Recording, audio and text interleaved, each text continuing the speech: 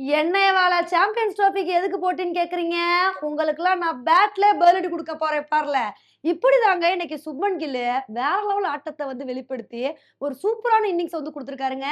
இன்னைக்கு இந்தியாவுக்கும், இங்கிலாந்துக்கும் நடந்த மேட்ச்ல இங்கிலாந்து ஃபர்ஸ்ட் பேட்டிங் பண்ணி, வெறும் 248 ரன்னுக்கே ஆல் அவுட் ஆயிட்டாங்க.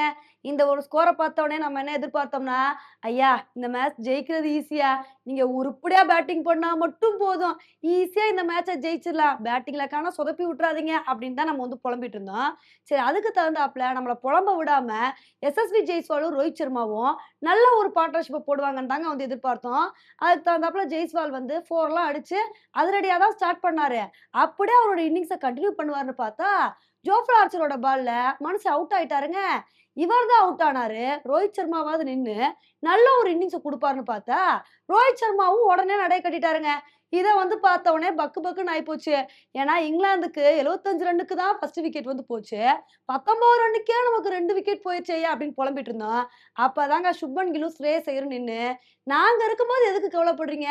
நாங்க எப்படி பார்ட்னர்ஷிப் போட போறோம் பாருங்க" அப்படின்னு 2 பேருமே ஒரு சூப்பரான பார்ட்னர்ஷிப் வந்து போட்டாங்க. அதுவும் சுப்மன் கில்லு 4ஆ அடிச்சு அசத்திட்டு இருந்தாருங்க. இன்னொரு பக்கம் ஸ்ரேயஸ் ஐயரும் ஹாஃப் செஞ்சுரி அடிச்சு பட்டைய கிளப்பியிருந்தாரு. அப்படியே இவங்களோட இன்னிங்ஸ் கன்டின்யூ ஆகும்னு நினைக்கும்போது, அப்பதாங்க ஸ்ரேயஸ் ஐயரு ஜாக்கிப் பர்த்லோட பால்ல அவுட் ஆயிட்டாரு. அவர் அவுட் ஆனதுக்கப்புறம், "என்னய்யா இது? அழகா போய்க்கிட்டு இருந்த பார்ட்னர்ஷிப் முடிவுக்கு வந்துருச்சு" அப்படின்னு தான் வந்து எதிர்பார்த்தோம். அப்பதான் அக்சர் பட்டேல் இருந்துகிட்டு, "ஸ்ரேயஸ் ஐயர் போனா என்ன? நான் கில்லு கூட சூப்பரான பார்ட்னர்ஷிப் போடுவேன்" அப்படின்னு அக்சர் பட்டேலும், சுப்மன் கில்லும் நல்லா விளையாண்டுட்டு இருந்தாங்க. இவங்களோட பார்ட்னர்ஷிப் கன்டின்யூ ஆகும் அப்படின்னு தான் வந்து எதிர்பார்த்தோம். ஏன்னா அக்சர் பட்டேலும் ஹாஃப் செஞ்சுரி அடிச்சு பட்டைய கிளப்புனாரு. அதுக்கப்புறம் ஹாஃப் செஞ்சுரி அடிச்ச உடனே நம்ம இந்தியாவுக்கு எமனா அதில் ரசீத் வந்துட்டாருங்க மனுஷன். வந்த மனுஷன் நல்லா விளையாண்டுட்டு இருந்த அக்சர் பட்டேல தூக்கிட்டாரு. அவரோட விக்கெட்ட தான் எடுத்தாருன்னு பார்த்தா, அடுத்த கொஞ்ச நேரத்துல நம்ம கே.எல். ராகுலோட விக்கெட்டே வந்து எடுத்தாரு. ஸோ இத வந்து பார்த்தோனே, யார் வேணா வாங்க, போங்க. நான் நின்னு கடைசி வரைக்கும் ஒரு சூப்பரான இன்னிங்ஸ குடுப்பேன் அப்படின்னு, சுப்மன் கில் நின்னு கில்லி மாரி விளையாண்டுட்டு இருந்தாருங்க மனுஷன். 87 ரன் எடுத்திருந்தாரு. இத வந்து பார்த்தவனே, நம்ம என்ன எதிர்பார்த்தோம் அப்புட்ன்னா, இன்னைக்கு இந்தியா மேட்சும் வின் பண்ணிருவாங்க. சுப்மன் கில்லும் செஞ்சுரி அடிக்க வாய்ப்பு இருக்கு அப்புட்ன்னா, நம்ம ரொம்ப ஆவலா வந்து பார்த்துட்டு இருந்தோங்க. ஆனா பாவம் மனுஷன் 87 ரன் இருக்கும்போது வந்து அவுட் ஆயிட்டாரு. அதுக்கப்புறம் கம்மியான ரன் தான் சேஸ் பண்ண வந்து இருந்துச்சு. ஜடேஜாவும், ஹர்திக் பாண்டியாவும் சேர்ந்து இந்த மேட்ச வந்து 39வது ஓவர்ல ரொம்ப அழகா 4 விக்கெட் வித்தியாசத்துல நம்ம இந்தியா கம்ஃபர்டபுளா வின் பண்ணிட்டோங்க. உண்மையிலேயே நம்ம இந்த மேட்ச இவ்ளோ கம்ஃபர்டபுளா வின் பண்ணியிருக்கோம் அப்டின்னா, இதுக்கு நம்ம ஸ்டார்ட்டிங்ல இருந்தே பவுலிங்ல கொஞ்சம் சொதப்புனாலும், அதுக்கப்புறம் பவுலிங்ல நல்ல ஒரு பெர்ஃபார்மன்ஸ குடுத்ததுதாங்க.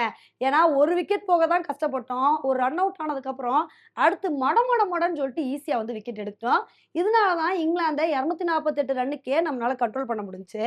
அதே மாரி 248 ரன்னு தானப்பா, ஈஸியா அடிச்சிடலாம் அப்டின்னு சொல்லிட்டு கொஞ்சம் அசால்ட்டா விடாம, ஸ்டார்ட்டிங்ல 2 விக்கெட் போனாலும், அதுக்கப்புறம் வந்த பேட்ஸ்மேன்ஸ் எல்லாருமே முடிஞ்ச அளவுக்கு கான்ட்ரிபியூஷன் வந்து குடுத்தாங்க. இதனால தான் இந்த மேட்ச நம்ம இவ்ளோ கம்ஃபர்டபுளா வந்து வின் பண்ண முடிஞ்சுச்சு. உண்மையிலே ஓடிஐ சீரிஸ வெற்றியோட தொடங்கியிருக்காங்கன்னு நெனைக்கும்போது ரொம்ப சந்தோஷமா வந்திருக்குங்க.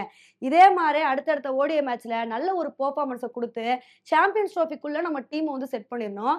சாம்பியன்ஸ் ட்ரோஃபில இதே மாரி ஒரு பெர்ஃபார்மன்ஸ நம்ம இந்தியன் கிரிக்கெட் டீம் குடுக்கணும் அப்படின்றது தான் நம்மளோட ஆசையா வந்து இருக்கு.